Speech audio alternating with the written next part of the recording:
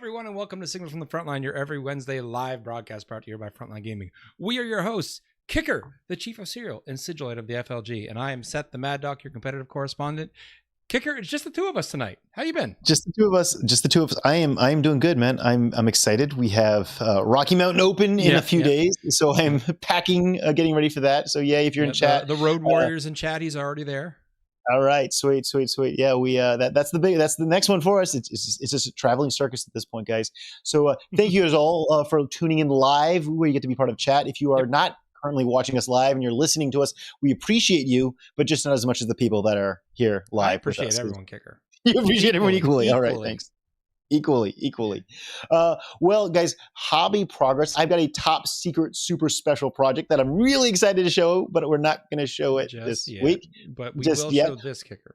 Yeah, let's show up this. Look at this, guys. This is my hobby progress for the week that I can show you. That is a beautiful based miniature. That is one of my Tau for my new army. That is a ghost keel. But that basing, that is a lot of grass on there. That is like $8 of tufts on one model. It does look good. Yeah, I like the variety you use there because it's all just one vegetation that doesn't look as realistic as kind of this mixed group of vegetation you have here. Yeah, it's legitimately something I spent way too much time thinking about because I really wanted something to kind of mimic the western frontier, like the Wyoming, high. And like, are there going to be buffalo in this army? There might be. There might be. Maybe you can 3D print me a bison just to put in the back there. But I really wanted to look as accurate as I can. And so I got these tufts from Gamer's Grass, and I'm blown away with the different sizes and shades. And so putting it all together gives a really cool natural vibe. So that was a project. That was an hour-long project doing that and 2 other ghost kills like that. So I'm very proud of how they look, but it was definitely a night's work. Seth, what about you? What have you been up to? Have you painted something? I did some painting this weekend. Now, Kicker, I painted up just 10 more Necron Immortals with their Tesla weapons, but I felt the important part of what I did this weekend was not my painting, Kicker. I haven't told you about this. Oh, okay. I watched all of Band of Brothers while painting. Yes. No, this is not your first time watching Band of Brothers, though, right? It is my first. Are you serious? Oh my, I'm kind of disappointed in you, Seth. I did it for you, honey. I'm proud. Okay, did you enjoy it? It was good. Yeah, it's good. It's good. It's really good stuff. I'm now trying to watch the Pacific. Not as good. Yeah, not nearly as good. And I unfortunately, it's unfortunate to hear this, but I've heard that the recent one, I think Airmen or the Flyboy one, the one about pilots in World War II, is not even nearly as good as the Pacific. So yikes. Yeah. Kicker, why don't you take us into some industry news? What's been going on with everything else out there in the world? Well, let's talk about Broken Lance. This is this new Warhammer Plus TV show that's been getting a lot of hype, and it looks cool. It's Imperial Knights. I'm all about it. So that is out, I believe, today. So maybe later tonight after you're done listening to us, you go check that out. Then there's this whole teaser trailer, Sigmar lied. Now, we don't know what the hell they're talking about. It's definitely an Age of Sigmar thing. And it's a cool video. Lied. And he apparently lied. Yeah, right. Jeez.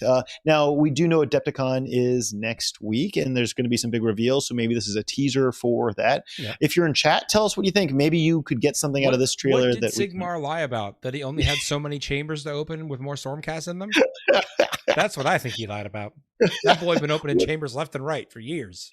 Yeah, tell us what you think, guys, because Seth and I really have no idea.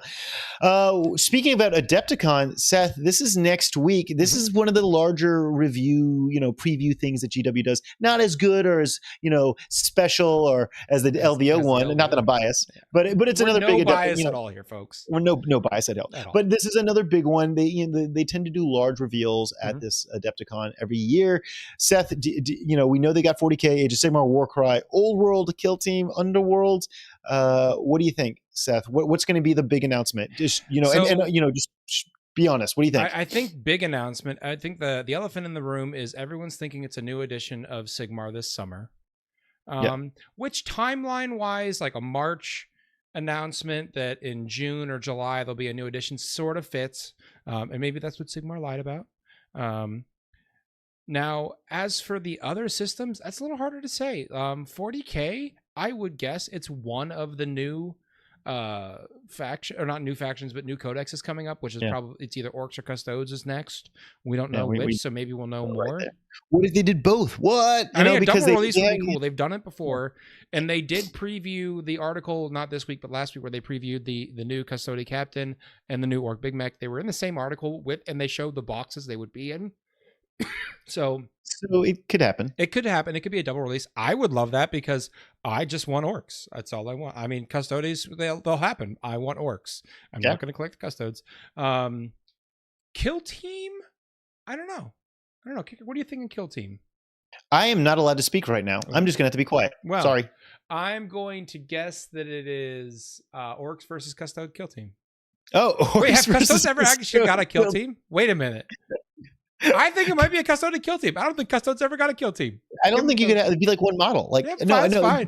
One really ornate model. It's fine. No, I think they did have a kill team. I mean, I might be wrong. Maybe it was the first edition. I'm pretty sure. I don't know. Whatever. The point is that is a possibility. Is that what's going to happen? I have no idea. But we're not talking about it. Yeah. So chat. Tell us what you guys think. What do you think the kill team release is? Kill teams do for something new. They always do something exciting for kill team.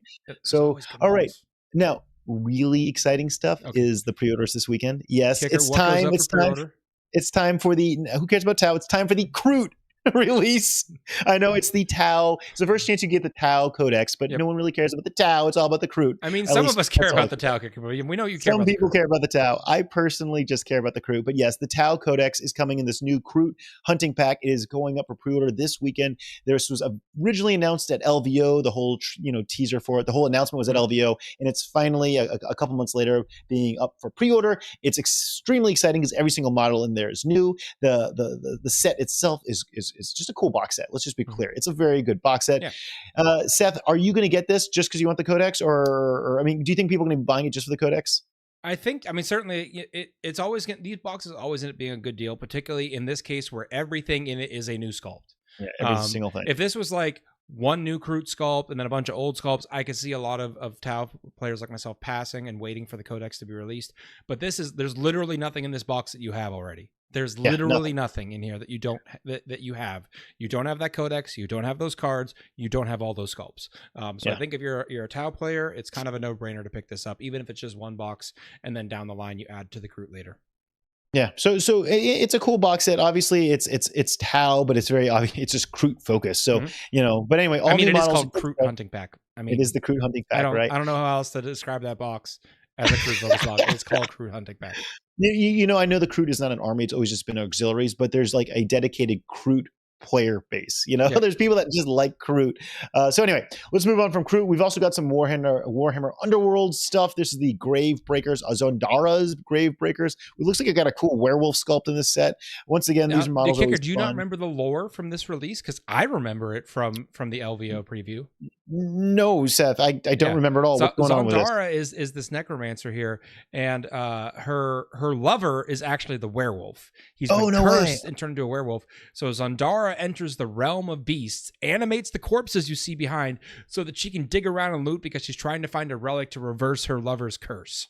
Oh, well, that's kind of sweet. It's a love story. Okay. It's an underworld love story, Kicker. Oh, that's great. That's great. I see a Hallmark film happening. All right, I see a film starring Kate Beckinsale, but that's different. That's a different underworld love story. Different underworld. Although that is true. Although, man, like werewolves are just cool. Can we just agree that like the 40K and Age of Sigmar universe, they need more werewolves. So I am pro werewolf there. At Frontline Gaming news, let's talk about this real fast. Rocky Mountain Open. This is happening this week. Yes, just a few days from now. I will be a bit more about it in a minute. We'll save it for the full topic. BAO, that is coming up in May. And guys, this was up for like 4 days as of right now. 40K is over 50% sold out, which is unprecedented. Like this, it always sells out fast, but this is by far the over 50% sold out in 4 days. Like dang! So yay there. That's gonna be a fun one. I want to point something out about BAO that folks might be forgetting. This is we're part of KublaCon, correct? Yeah. Okay. So BAO is kind of this weird transitional year. It is 100% part of KublaCon. Yeah. That means there's not unlimited space for you, right? Yes, so that is it, and thank you, Seth. I see where you're going with this, and we should address it. Yes, there is not unlimited space for the BAO. So there's not going to be more 40K tickets. No more 40K tickets. You were able to add stuff to Rocky Mountain. You were able to add stuff to Cherokee. There ain't no more adding at BAO. When it's gone, it's gone. And it's a shame because we actually had to cut out Star Wars Legion in full, Age of Sigmar in full, even Kill Team. We just don't have the space. We just don't. So this is a 40K tournament for this 1 year as KubbleCon is going through this growing phase. Event going on. We do have a second event going on. That is the Old World. They're going to be in their own little breakout room. We are capped. That event is capped as well. But yeah, so it's just 40K in Old World. The Old World has a really sweet package. Is there not Kill Team as well? We were originally doing Kill Team. Okay. Looks like Old World grew faster than we expected. Oh and boy. So Old World 8 Kill Team. Yeah. Basically, I need to make a meme about that.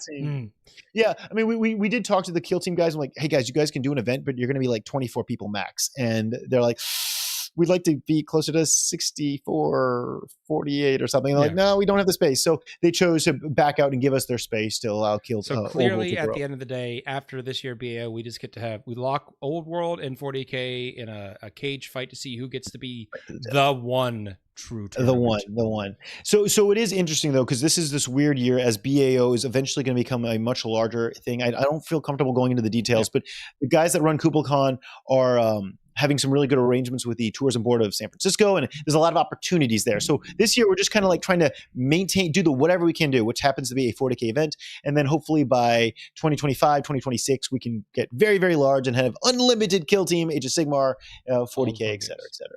So we don't have to have a cage match between 40K and Old World to see who gets the space? We don't have to, but we could, right? Like maybe each game system can elect a champion? Yes. Gladiator style. I'm getting into this. You know, it'd be interesting. I mean, I know they're completely different game systems, but I've always thought it'd be kind of cool to see like the best 40K player play the best Age of Sigmar player. Maybe it's like chess. Checkers. Maybe we find like, make them play checkers or something, right? I don't know. But yeah, maybe or like tic-tac-toe. I don't know. I'm so bad about tangenting you, Kicker. What's our next event? You are very good. The Atlantic City Open. That is tickets will be going live in about 3 weeks.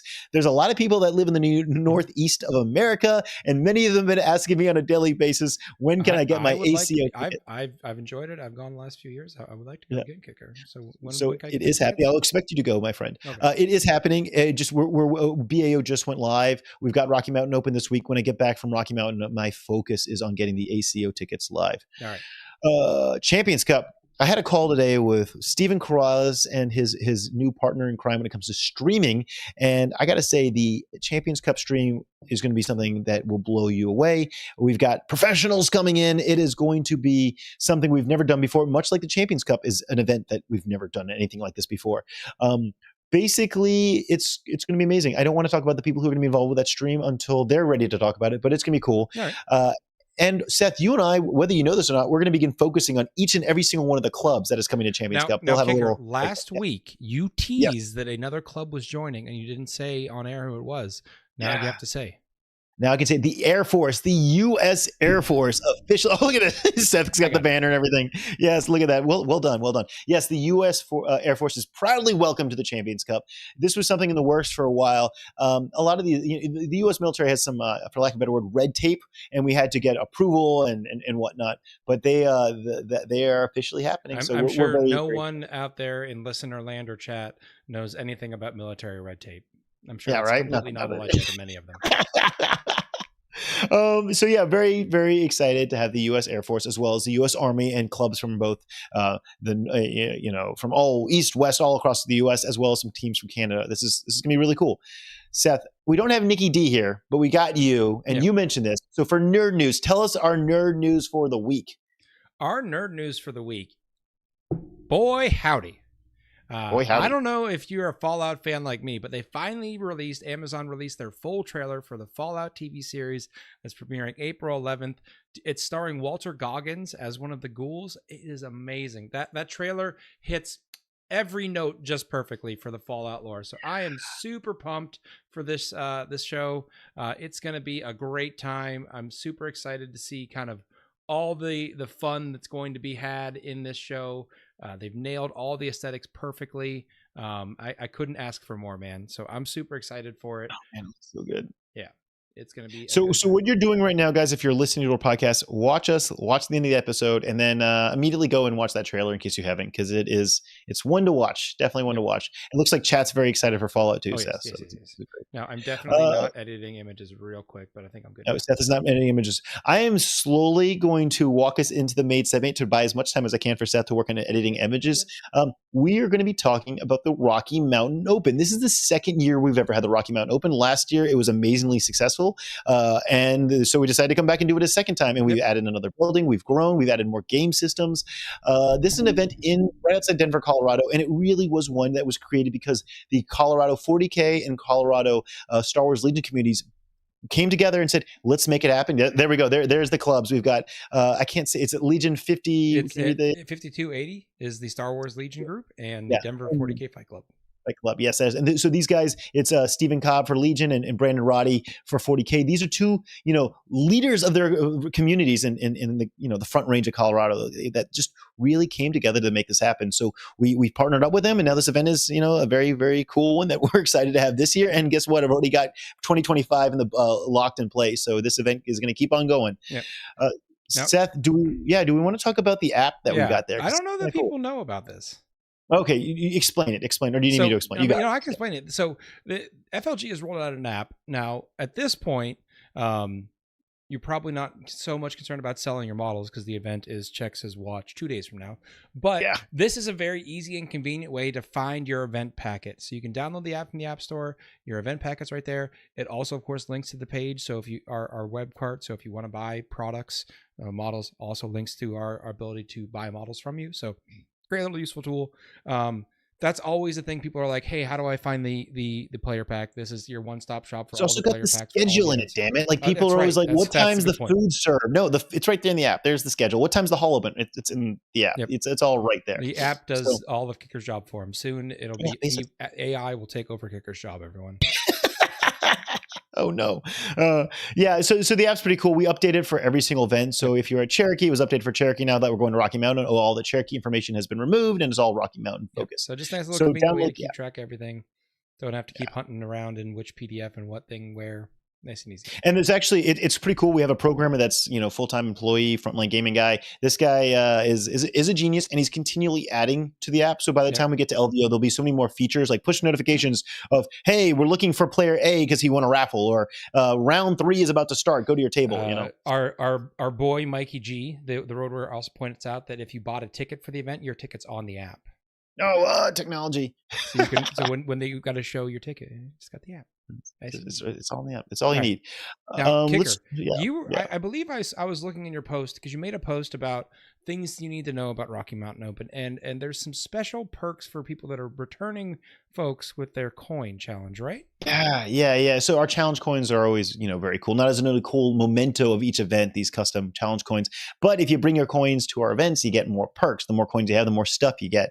This year we've got, I want to call it Warhammer Station. This is a company, I believe out of Texas, actually, that makes really cool tokens and wound counters and that kind of thing. All the little tchotchkes that we love as gamers. We love these things. And you can never have enough. Yeah. So everyone that has a challenge coin will have a choice of getting first of all, they'll have a booth there so you can also buy stuff, but they'll be there. With a challenge coin, you'll be able to get a wound token, a wound counter right from them, which is nice. One of those little dial wound counters. We've also got Duncan Rhodes, his paint. So you get a choice of paint too. So for your different coins you show us, you get a bottle of paint, you get some wound counters, all the good stuff. We want to give you options as loyal Frontline Gaming attendees. Yep. So this is kind of cool that we're getting some real support. A lot of companies are coming into us now saying, how can I get my product to be a champion? A challenge coin prize. So great way to get things in people's hands and try it. That's actually the first time I tried pro acrylic paints. Yeah, exactly. So that was a challenge coin thing from way back, and I tried it. I was like, I like these, and now I'm down a rabbit hole. Yeah. I think I'm in debt to Monument Hobby. So I don't know. I haven't checked lately. Well, we also have a charity that's happening right there. This is one of the things that the Denver 40K Fight Club / Brandon Roddy has created. Basically, there's a charity where you can buy some raffle tickets for a beautifully painted army that comes with its own transport bag. Proceeds will be going to, I believe, a military veteran focused charity. Warrior Now for Charity. That's Warrior Now for Charity. Thank you, Seth. For veterans, mental health recovery and suicide prevention. So it's a really cool little way to potentially win a beautifully painted army, as well as help the local community. And the event dice. Were we talking about the event dice? Yep. Achievement. Yeah. So this event is a Frontline Gaming achievement event, which means achievement dice event, which means that if you are a good sport, or maybe you're super lore focused, or hey, you've got a pretty good paint job, you could win one of these really sweet dice. Kicker, isn't there one for being unbroken? Yeah, unbroken. Yeah, if you lose every single round and you still continue to play, that's the key things. You have to lose every round and still continue to play. Then you are, oh my gosh, I forgot the term. What's the name? Relentless? Is that what we're called? Indomitable? Indomitable. It's indomitable. But it's indomitable. You got to come see Kicker or Mikey G at the end of the event. Well, really, you guys should not see me or Mikey G. You should go to the judges, because the judges are supposed to hand them out. Well, but occasionally the judges get overwhelmed. Give him a hearty handshake and tell him that you have gone the magical 0-6, and yet you stand here as a proud warrior. Yeah, exactly. And then, of course, if you are under the age of 18, you get our Young Gun dice. Nice. And what we've decided is there's not that many players that come to our event under the age of 18. So if you're extremely young, and if then you say you're 20, 21, 22, you'll probably get a Young Gun die as well if you ask us nicely. So yeah, the achievement dice program has been really well received. So we're rolling that out all events this year.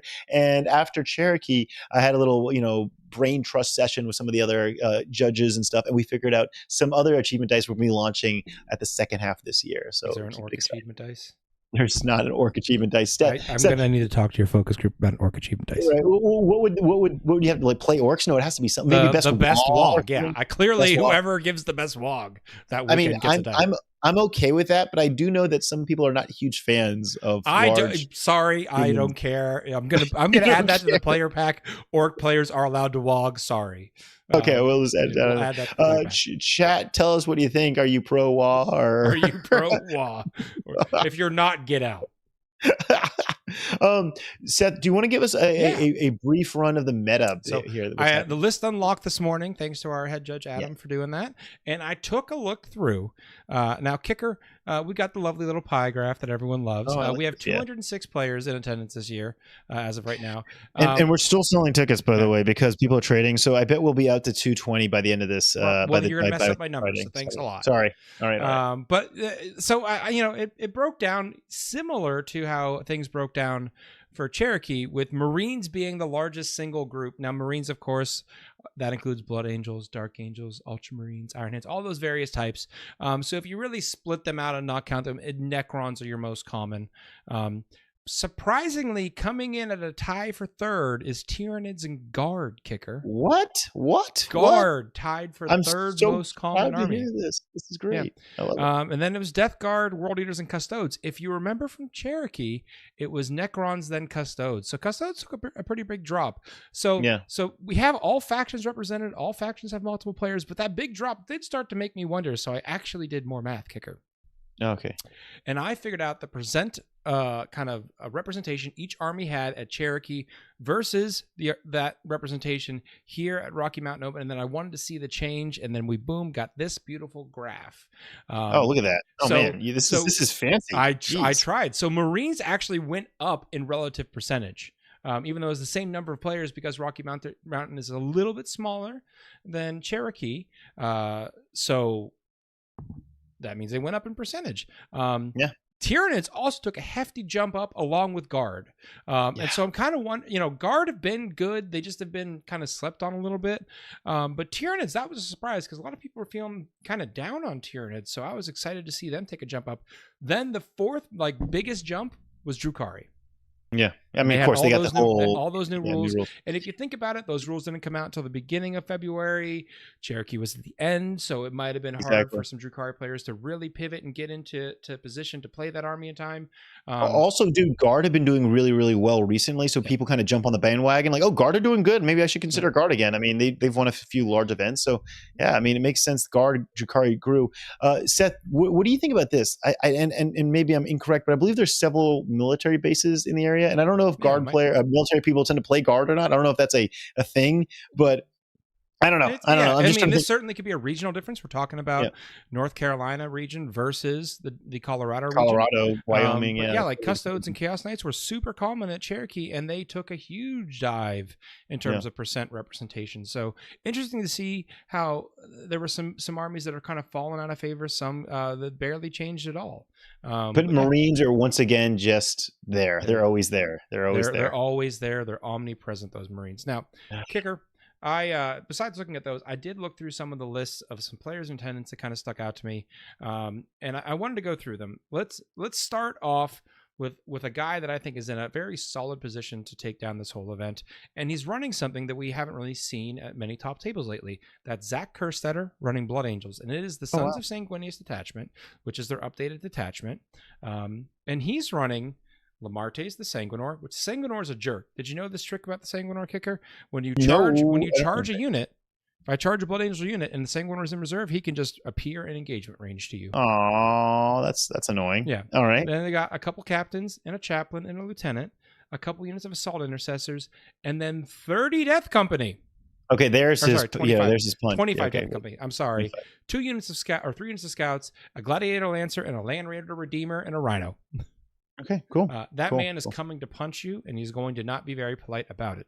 But he's still bringing his gladiator. All the Marine players love that damn tank, man. It's very good. It pops other tanks real good. So, but this is a list that I think has been bouncing around in a few circles. I know Anthony Vanella just ran a very similar list and felt it was his own words. He did not know that it had a bad matchup. I think Zach is going to try to take this out for a spin and see how it goes. So I'll be interested to see how he does. Now, Kicker, another Marines list. This is Frank Orego.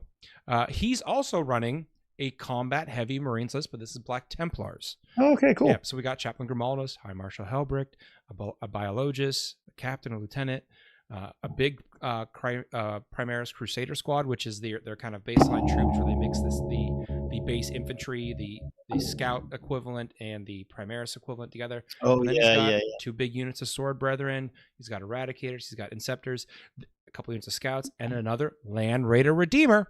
I'm seeing a theme here. Ulcer. I've been told this is very similar to a list that Jack Harpster's been running, so it'll be interesting to see if Frank can really get the most out of this list. I've heard a lot of folks say that Black Templars is the best list out there in Jack's hands. So I want to see if Frank can live up to that hype. So rooting for you, Frank. We'll see how you do.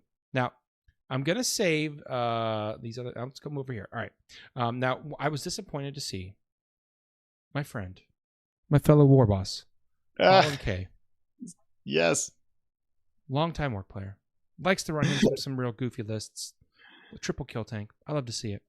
I saw Colin K. was at the event. I was excited, Kicker. I was like, man, what nonsense this man's playing Sisters, Kicker. Sisters, dude. Yeah. Sisters. So I had to call him out. He's playing Sisters, but folks are saying that Sisters are pretty strong, and I've played a few games against them, and they certainly have a lot of tricks and combos up their sleeves to keep an eye out. Now, the big thing that they lost with the points update was their Arcoflagellants took a big hit in points-wise, and that was like the mainstay in their army. So Colton named his list Arco Who. It's a Canonist, a Dialogus, a Missionary, Mornval, the Palatine, the Triumph, Sister Squad, a couple of Immolators, a Rhino, bunch of Crusaders, bunch of Exorcists, bunch of Paragon Warsuits, bunch of Retributors, bunch of Seraphim, bunch of Novitiates. It's just tons and tons and tons of Sisters' bodies and vehicles. So I'm really interested to see how this goes. I know K.R. Quinn, that the man has played Sisters for a while, but I want him to play Orcs. So I'm giving him a hard time. Also, I wanted to see what a Sisters list looked like when you didn't have Arcoflagellants, and he ran a Sisters list without Arcoflagellants. So we had to call him out. Now, I did save the 2 lists that I thought you were going to like the most to last, Kicker. Yeah, and I'm looking at our notes. Neither one of these guys is a traditional guard player. It's true. The first one up is Ben Jurek. Ben, another war boss. You're a war boss leaving the tribe. Now, to be fair, Ben has recently been on we'll call it a path of discovery with Eldar. Again, not judging you, Ben. Great. Yeah, no. He's for this event. He is running guard. His list is named "Definitely Not Stolen." It's Lord Leonidas, a platoon command squad, a tank commander, another tank commander, Ursula Creed, a unit of jungle fighters, 2 basilisks, 3 units of Bulgrin, three units of Karskin, and 2 Mana Cores and 2 Scout Sentinels. Yep. This is like, from my understanding, this is the guard list. If you're That's running a the guard list. list, this is the list. That's gonna do the trick. So that's 4 artillery pieces, man. and remember, ouch. those scouts pick a unit. Those scout sentinels pick a unit, and then those artillery pieces do not take the negative benefits. And then you can order the artillery to be +1 ballistic skill, and then +1 to hit for heavy, for sitting still, and you can have him hitting on 2s, re-rolling. Jeez. And because you sat still, lethal hits. Mm-hmm. Yeah. Brutal. So, and then you could stack AP on that. Like there's a lot of damage coming out of that. And then they've got those Bulgrin and those Karskin and those Katachin to kind of get in the way. The only thing that I'm not seeing here that I kind of expected, and I might have just scrolled past it, would be nope, I don't see one, would be a what's the name of your transports? Now I'm blanking on it. You got Chimera and Taurox. Yeah, I would expect the Chimera just to kind of keep that unit of Katachin jungle fighters to kind of throw them out when you need them to get a lesser room. But you mean you're just trying to save points, right? Yeah. He's just trying to do a screen for turn 1. Okay, Ben, I see. Yeah, I don't blame him. Now the last list kicker is definitely going to be your favorite, and it's from our friend Marshall Peterson.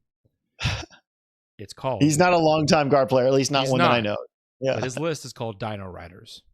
All right. Yes. It is 3 Death Rider Squadron Commanders, Lord Leonidas, 2 Tempestus Command Squads, 2 Primaris Psykers, 2 Taurox Prime, 3 units of Rough Riders, a Demolition Vehicle, 3 units of Death Rider Squadrons, which are the Forge World squad version of a Rough Rider, 1, 2 units of Karskin, and 3 units of Tempestus Scions.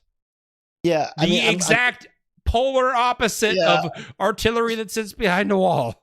I mean, like I think this is just a meme. Like, I think this is just fun. Like I'm trying to think how this could be good. Scions have some play. You missed the important point, which is Jorge points out in chat. This is the list of democracy. Yeah, yes, I'm into that. Right? Like, I mean, I love the list. I have a hard time. Look, Marshall is a good player. If he's running this, I definitely feel the meminess, but I'm also like, I can't look at him and this list and go, maybe there's something here, Kicker.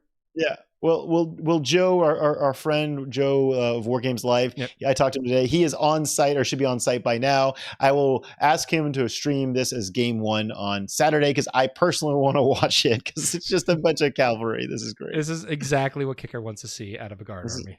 This is perfect. This is all the cavalry. That's all I want. Awesome.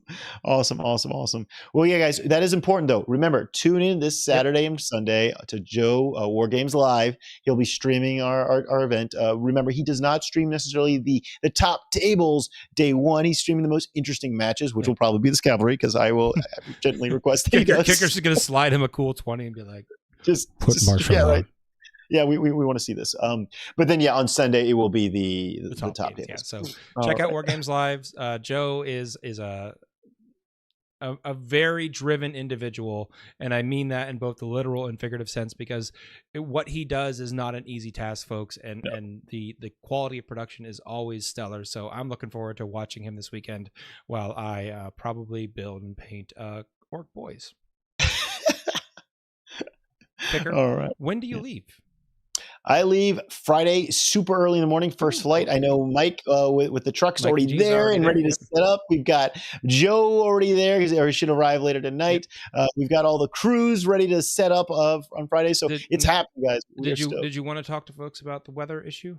So, I mean, yes, guys, there's a giant weather storm, thing. I have talked to both venue and regional players and people that are, local to Colorado, and this is another snowstorm. It's not like the storm of the century. It's just another snowstorm up in the mountains. Obviously it's a lot of snow, but apparently where the venue is, which is not on the mountains, is out towards the plains. It's nothing too terrible. It will be snow, don't get me wrong, but it's nothing crazy. They will be shoveling the snow all day Friday. Remember, our event is Saturday, so by Friday afternoon the roads to our event, as well as all the parking lots in the area, should be totally clean. But we did email everyone, and we will keep everyone everyone emailed, updated via email regarding the event. If you're If an anything does attendee, keep your eyes on the email for the latest in terms of updates, if there's any schedule changes or anything like that. And also, guys, like if the weather does look like kind of nasty and you just don't want to go outside to get a food truck, go eat at the food trucks, like it's okay to bring your food to this place. This is a very relaxed venue, so feel free to bring a bag lunch if you don't feel like standing outside and ordering a taco. What if I want to make pierogies at the table? I think as long as you share with your opponent, that is totally appropriate. Pierogies approved, folks. I want to see pierogies at this event. All right, you heard it from Seth. Well, let's wrap this one up for the Night Kicker. It's a bit shorter episode, but you got places to be, folks to see. I got editing to do. So we thank you so much for watching this episode of Signals from the Frontline. Have a great week, and we will see you at the Rocky Mountain Open. Good night, guys.